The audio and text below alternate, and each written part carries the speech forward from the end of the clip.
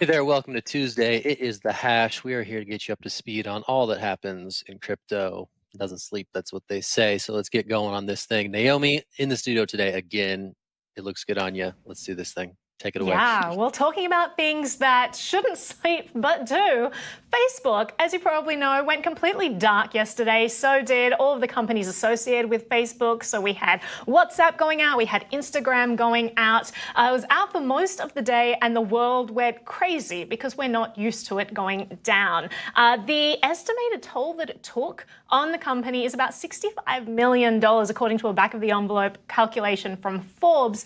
And the whole issue really made people think about the fragility of the internet at large. We had a developer in the blockchain space, Kieran Mosqueda, who wrote a big long thread about how the issue that happened at Facebook is actually something that could happen in the crypto space. He said, Facebook went down due to a config error. What if I told you the same error can make cryptocurrency networks go offline? And he kind of digs into it. I'll give you a TLDR about this. The idea was that they're using something called BGP. It was a BGP update that went wrong with Facebook. BGP stands for Border Gateway Patrol. The idea is that you have IP addresses. You got to figure out when you're using the internet how your computer knows how to talk to other computers in the network. And a lot of this is organized by this thing called Border Gateway Patrol.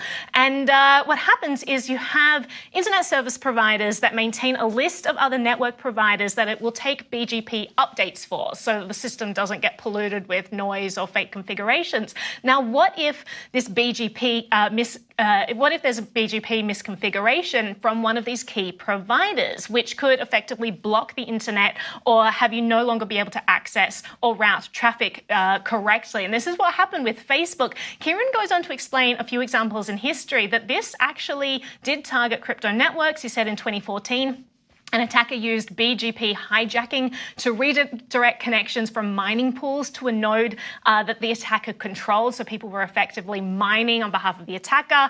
In 2018, my Ether wallet was targeted. It caused traffic to instead be routed to a phishing website. So the internet is super fragile. He says that things like the Blockstream satellite are actually a step in the right direction with making the internet more robust, but we have a long way to go in creating redundancy and making this a super strong system.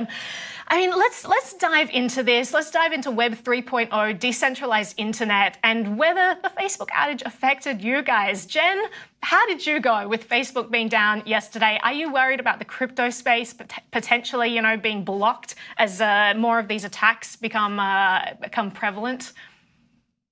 I had so many thoughts yesterday. I had actually a very peaceful day with all of the apps being down. I know a lot of people didn't. And I had so many thoughts and I hope that they don't come across as word vomit. But before we knew what was going on with Facebook, I immediately stopped laughing, Will. Before we knew what was going on with Facebook. Smiling along with you. I immediately started thinking about what a decentralized social future would look like. And I know that's a little bit different than how you keyed up this segment. But I did get a little bit down the conspiracy theories. And I thought, after the whistleblower interview, if Facebook did decide to turn off their network for whatever reason, maybe to show the world what life would be like without their services, what would that mean if they did that again? And so I thought about it in terms of marketing. I come from a marketing background. If we think about large brands who spend, let's say, 50% of their marketing spend on digital, it's not like Facebook lost that money yesterday, but it really affected how businesses make money. They have ROI on the money that they spend on digital advertising, which happens for the most part on Facebook and Instagram. And so Facebook could affect businesses in that way and individuals who make a living off of social media in that way from being down for just a day. It's absolutely crazy. And my immediate thought was the solution is decentralized social media. And now, Naomi, what you're telling me is that is not the case. This can also happen in the crypto sphere. So now we need to talk about a decentralized internet. And Will, I'm going to throw it up to you to kind of explain how a decentralized internet looks and what needs to happen for us to get there. Yeah, I can just pull that entire segment out of my back pocket here. Decentralized internet will look like. I don't know. That's a deep topic. I will say that there are some cool protocols out there that we should talk about. Handshake is one. So if you look at what happened with Facebook, and I don't know all the technical details at all, I will say it was a pretty base level problem, like going very deep into internet stack. And there are protocols out there that are trying to address that. For instance, Handshake is trying to make this whole DNS world kind of decentralized. There's things like Gun, which is a decentralized database service where you basically have all your databasing just redundant across multiple different platforms. Because typically when you're doing databasing, which is not everyone's like most interesting topic out there, but it is pretty important as we saw yesterday. But typically you only have like one server location, maybe a few redundancies. But if that server goes out, then you're kind of screwed. So it's good to have some sort of redundancies built into it. Just to get back to Naomi's point, I think this will bring more attention to the decentralized internet space, whatever that kind of looks like. A lot of Web3 right now is focused on integrating Web 2.0 and money, and not as focused on as decentralizing Web 2.0. But I think decentralizing Web 2.0 is probably the more important thing right now, as we saw yesterday.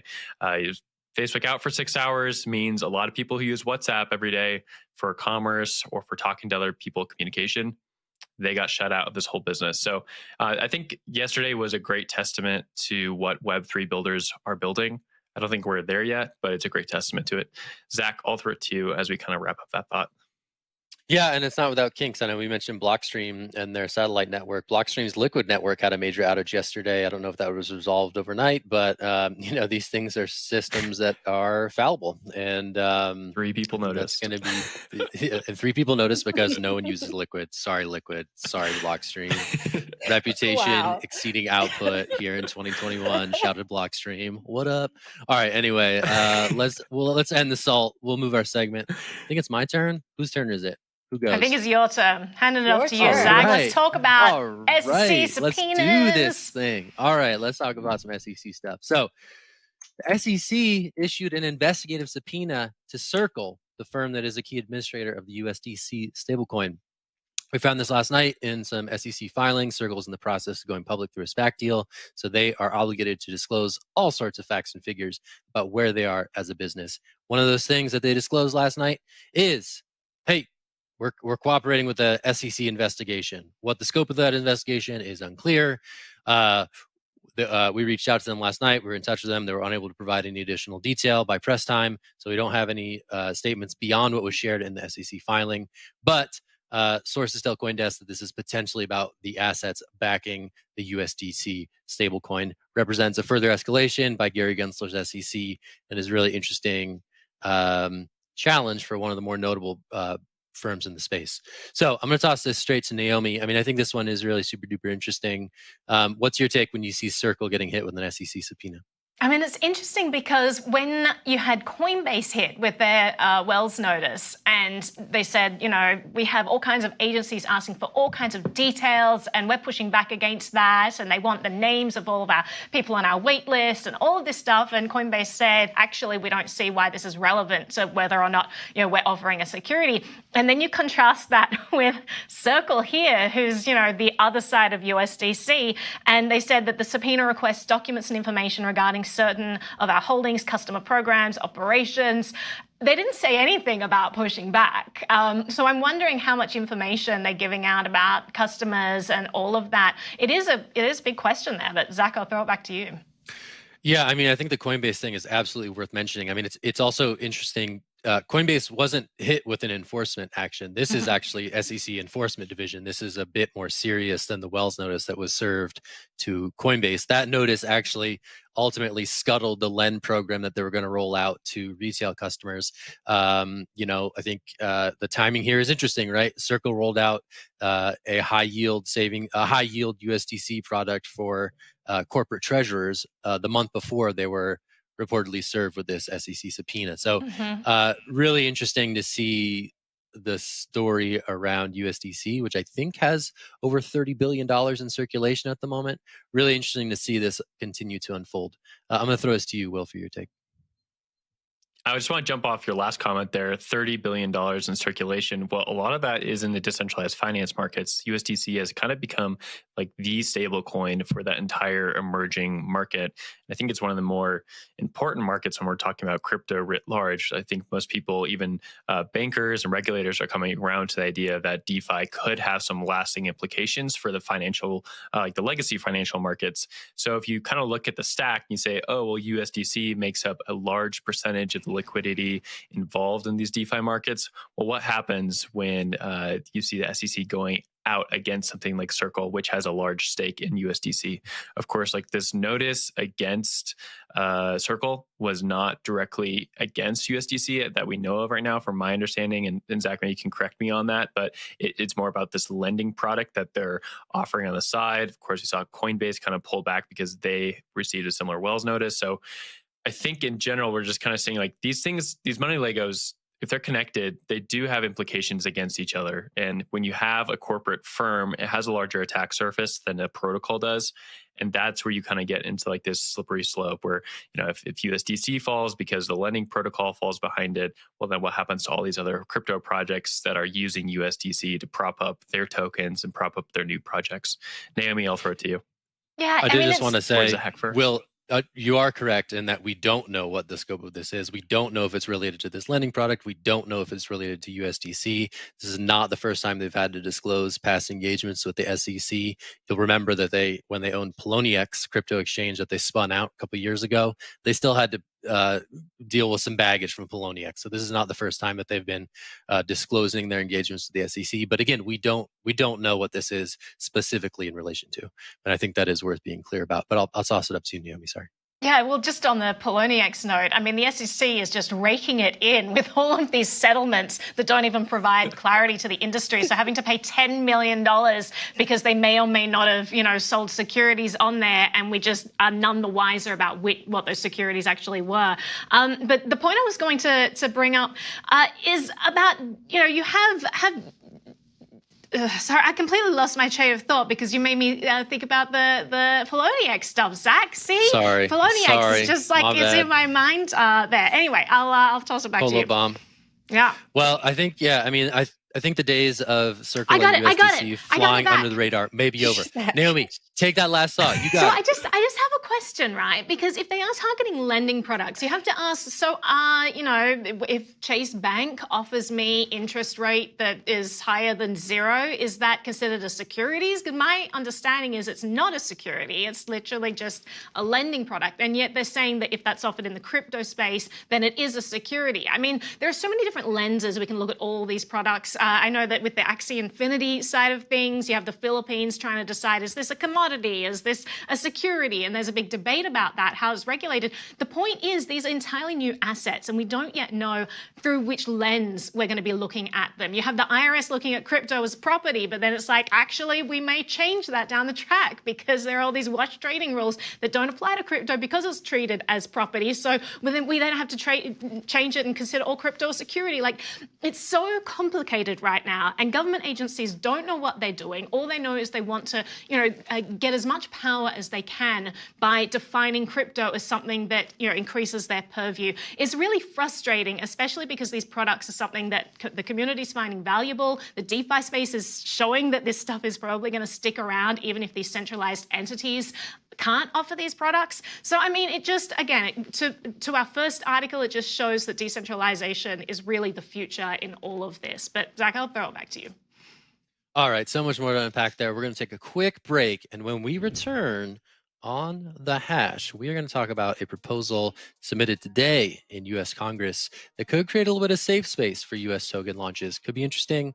We'll talk about that right after the break. It's the hash. Happy Tuesday. All right.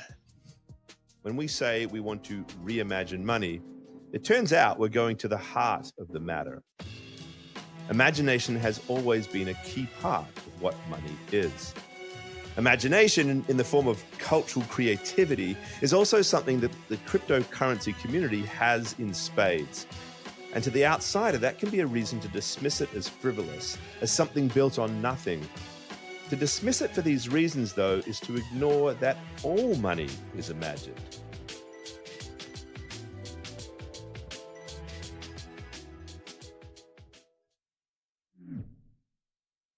And welcome back to the Hash. So let's move up to Capitol Hill, where Representative Patrick McHenry, the Republican from North Carolina, is calling on the SEC to move forward with Hester Peirce's safe harbor token provision, which she first ran with in 2019. This provision would allow cryptocurrency firms and startups to create a sort of barrier during the first 3 years of their operations so they cannot be sued by the SEC.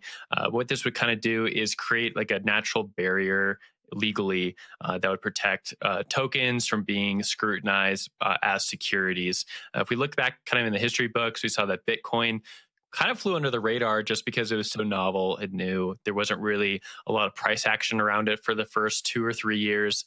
Ethereum also somehow kind of escaped under the law. The Ether token didn't really have any scrutiny from the SEC.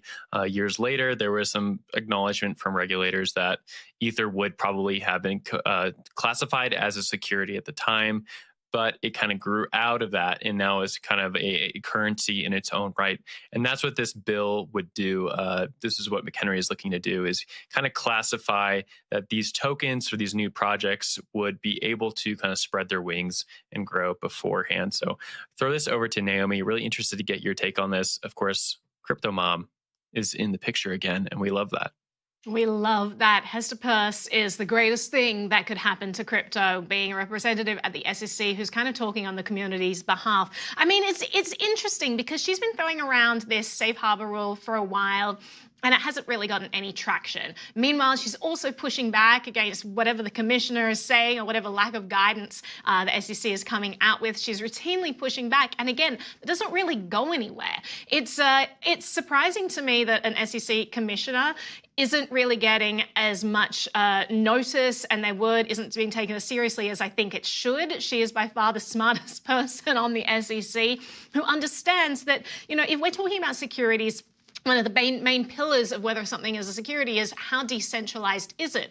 But you can't have something that is decentralized right off the bat, because this stuff is code. It's written by people. Like a single person is centralized in their self, right? And so you can always take this stuff back right to the beginning and say, well, it came from this single developer, or this isn't decentralized. And what she's saying is, well, actually, the purpose of this could be to create a decentralized network. It just has to be given the room to get there. That's what she's proposing. Give this a safe harbor so this stuff can grow, like Ethereum. You know, all of the amazing stuff, all of the incredible innovation we have now because the SEC didn't know what it was doing at the time and didn't come down on Ethereum right in the early stages, which was this centralized entity. And because we gave it that room to grow, it was able to develop into what has become this very decentralized network with so many different teams building all kinds of products on top of it. And it's really beautiful to watch that grow. How many other things are we cutting down by, you know, just like tightening the reins too early on? How many flowers are we just like killing in advance before they had the chance to bloom? It is really sad to think of. We don't really see those effects. All we see is, you know, what the SEC points to and says, well, we're protecting people and these are the good things that happen. Well, what about all of the bad things that have happened, or the things that we stopped from happening, the good things that we just, you know, stopped right at the start that never got to eventuate? There's so much of that and we just never get to see it. So we need to be cognizant of that. But Zach, I'll throw it to you. Yeah, I'm really interested to see these characters emerge on Capitol Hill. Who's going to be taking the hardline stance against, and who's going to be boosting these technologies in the Congress? I mean, it's really interesting to, ostensibly here, Hester Peirce and McHenry had a bit of a powwow and said, hey, how do we advance this through the legislative process? Hey, cool idea, Crypto Mom. Can I get this into law somehow? And it's going to be interesting to see who ultimately comes out and shows support for this idea, because you're right? I mean, you know, you see all the hallmarks of sort of the classic politician statement, you know, this is about jobs in America, right? We don't want to stifle innovation and all that good stuff. It's going to be interesting to see if that rhetoric stirs anyone to come to this bill's defense. Or on the other side, we're going to see people who are saying, hey, you know, other sort of classic hallmarks of political speech, you know, consumer protection, you know, we got to look out for the small guy, all that stuff that we're seeing on the other side of this argument right now. So it's going to be interesting to see again how, how Bitcoin and cryptocurrency, and especially new token launches, how these become political issues and whether or not they become partisan issues. I think it's still early innings for that. We haven't seen it become fully ossified as a Republican versus Democrat issue, but there might be a point at which we're going to see that happen. And the fact that this is the latest opportunity to see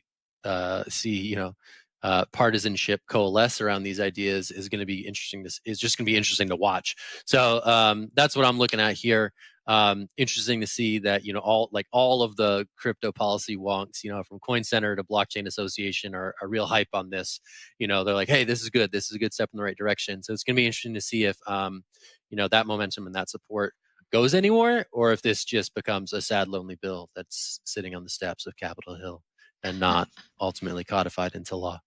Those are my thoughts. I'll pass it. Jen.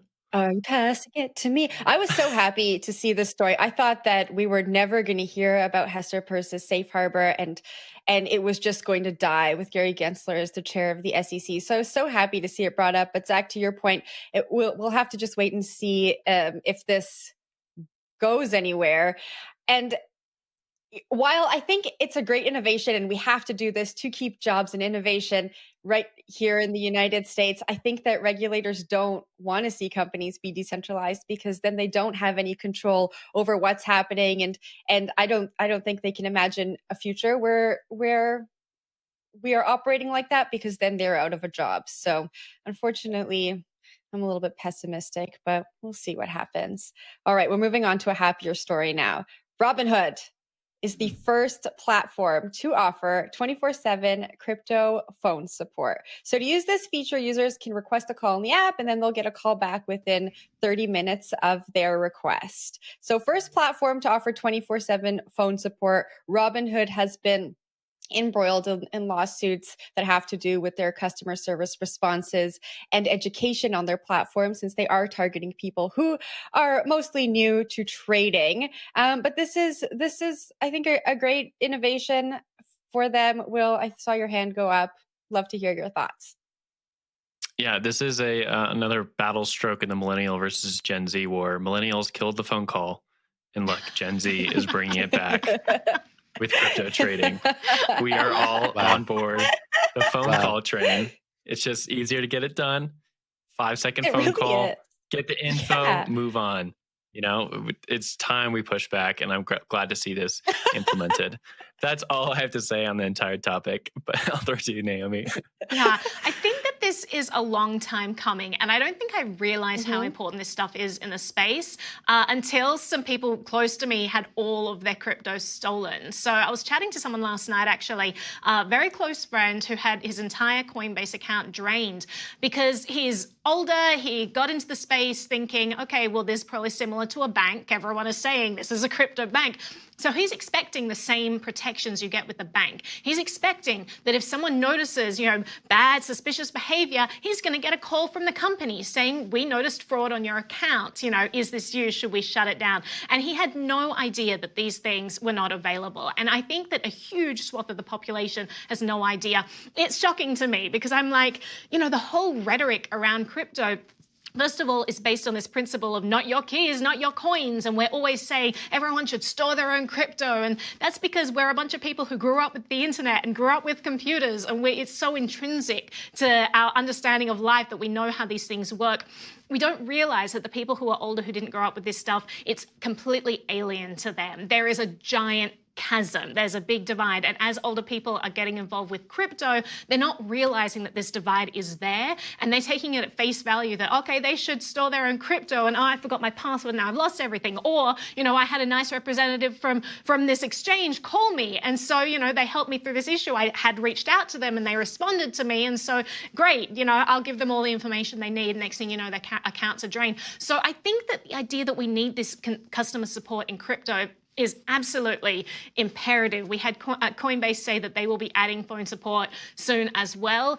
It really should have been here years ago, to be honest, because if they are treating themselves as this crypto bank and this safe custodian, they need to be providing that consumer feedback. And if people are reaching out to them and they're not getting back to them for weeks and weeks and weeks because of a backlog, that's really not great for consumer safety, and really not great if we're trying to bring new people into the space and they're considered that onboarding for these new people. They really need to cater for that. So well done to Robinhood for getting this moving. It's absolutely overdue in the space. But I saw your hand go up, Jen. I'll throw it back to you. Yeah, I just want to add that the phone support is for also general questions about crypto. So you can call and ask, what's a wallet? What's the difference between Bitcoin and Bitcoin Cash? And I thought this was really interesting because right now people get information when they're entering the space, I think, from their friends who maybe trade crypto or dabbling in crypto, or they do their own research online, or they go to CoinDesk, which is a trusted source. But sometimes they end up maybe on a website that isn't a trusted source, or maybe that hasn't done their research, and they take that as the Bible. And so I think if you can call in to Robinhood, speak to someone who has been trained in some capacity and get the right information you need to enter the space, I think that's really awesome. But Zach, I'll throw it to you for final words.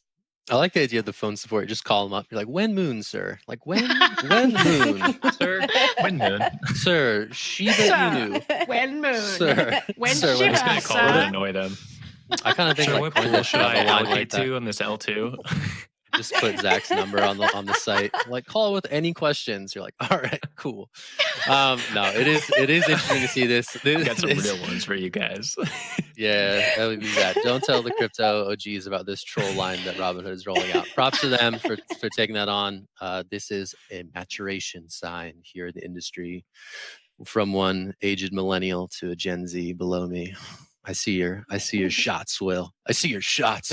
Anyway, all right, that's the end of the show. We're in the Thanks, poor man. box. I just have a PSA just before we end. PSA. If you are new to Okay. crypto, you're using Coinbase, set up a vault immediately. It's literally within Coinbase. You just put your money in the vault. It adds a time delay. It adds like multiple verification processes that you have to go through before the money can be withdrawn. Do it immediately. You don't want your money to be taken. And apparently it's pretty easy for this to happen. So just public service announcement for all of you getting into crypto. But Zach, throw it back to you. That was a really good PSA. Thanks for that, Naomi. That's it. That's the show today. Hey, we're going to do it again tomorrow. There's some other crazy stuff that's going to happen between now and then. We'll talk about it. We'll tell you why it matters and what you should be looking out for. That's what we're here for on the hash. And that's what we're going to do. So we're going to end it here. We're going to take a 23-hour and 30-minute break. And then we'll be back here, same time, same place tomorrow. Right here. To Lots do it of again. commercials. It's going to be fantastic. All right, stick with us. Until then, we'll talk to you then. And yep, I just said then like 5 times. All right, Bye. cool. See ya. Bye.